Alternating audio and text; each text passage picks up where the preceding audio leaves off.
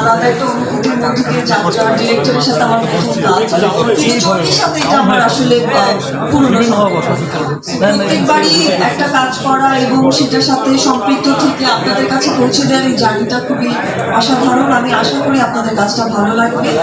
আর আরেকটা কথা জোর দিতে চাই যে হেডলাইন্স যা নিউজই করেন না কেন, কিন্তু কন্টেন্টটা নিয়ে নিউজ করবেন কাইন্ডলি। পার্সোনাল কোনো ইস্যু নিয়ে নিউজটা না করাটা আমার মনে হয় বেটার, কারণ আমরা তো আসলে কাজ নিয়ে এখানে কথা বলতে এসেছি, কাজ নিয়েই আসলে আমাদের একসাথে এত বড় জার্নি সম্পর্কটা দীর্ঘস্থায়ী হয়।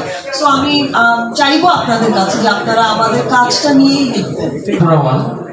নিশ্চয়ই এখানে নেটওয়ার্ক যখন ছিল আপনারা ভাবেননি যে ডিরেক্টর যিনি হবেন ইনি নিশ্চয়ই অনেক কোমরা চোমরা কেউ হবেন। আমাকে দেখে নিশ্চয়ই আপনাদের একটু হতাশ লাগছে যে আল্লাহ এই ব্যাটা হচ্ছে ডিরেক্টর। কিন্তু এটা আসলে সাহস, মানে বাজি সিরিজটা করতে গিয়ে আমার কাছে মনে হয়েছিল যে আমি আসলে অনেক বড় একজন মানুষ, কারণ এতগুলো শিল্পীর দায়িত্ব কাঁধে নিয়ে একটা গল্প বলা এটা অনেক চ্যালেঞ্জিং একটা ব্যাপার ছিল। কিন্তু আমি পার্টিকুলারলি আমার প্রত্যেকটা শিল্পীকে মন থেকে ধন্যবাদ জানাই, কারণ যেই ধরনের চ্যালেঞ্জ ছিল এই সিরিজটাতে আমার মনে হয় না যে এই বাংলা এবং ওই বাংলায় ক্রিকেট নিয়ে এত আয়োজনের এত বড় একটা সিরিজ এর আগে হয়েছে। তো আমাদের প্রত্যেকের জন্য এটা একটা power and at the same time এটা একটা রিস্ক, যেটা আসলে আমরা ঠিকঠাক মতো বলতে পারবো। তো আপনারা যে ট্রেইলার দেখলেন আপনাদের কাছে কি মনে হলো? সুন্দর। একটু আওয়াজ, এবার একটু আওয়াজ দেন। সুন্দর সুন্দর ভাই, এবার একটু আওয়াজ দেন। সুন্দর। না, এবার আমি বললাম, ডিরেক্টর বলবো, আপনারা একটু আওয়াজ দেন। সুন্দর।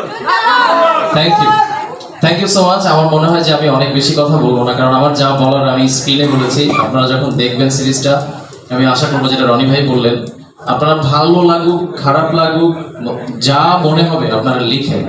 ট্রেলারটা দেখলেন, খুবই এনগেজিং। আমার কাছে তো খুবই ভালো লেগেছে, আপনাদের নিশ্চয়ই অনেক ভালো লেগেছে আমি মনে করি। আজকের এই প্রোগ্রামটা আয়োজন করার মূল উদ্দেশ্য হচ্ছে এটাই যে এই গল্পগুলো, এই বাজির যে গল্প, বাজি নিয়ে আমরা খুব বেশি কিছু বলবো না, কিন্তু বাজির পেছনে যারা কারিগর আছেন, এখানে ডিরেক্টর আছেন, আর্টিস্টরা আছেন, শিল্পী কলাকুশলী সবাই এখানে উপস্থিত। আমাদের নিজেদের কথা আপনাদের সাথে শেয়ার করা, আর আপনারা যেটা করবেন যে কথাগুলো সব দর্শকের মাঝখানে ছড়িয়ে দিবেন। কাজটা নিয়ে কতটা আগ্রহ, সো আমার খুবই ভালো লেগেছে। আমার জায়গা থেকে আমি 100% দেওয়ার ট্রাই করেছি, বাকিটা আপনারা আমাকে জানাবেন যে কেমন করেছেন। Thank you so much. And Arif ভাইকে অনেক ধন্যবাদ। এটা শুধু হতাশার গল্প না, আশার গল্প, হতাশার গল্প, সুখ দুঃখ বেদনা হাসি কান্না সব আছে। আচ্ছা, আর কোনো ক্রিকেটারের জীবন থেকে কোনোভাবেই ইন্সপায়ার্ড কোনো ঘটনা না।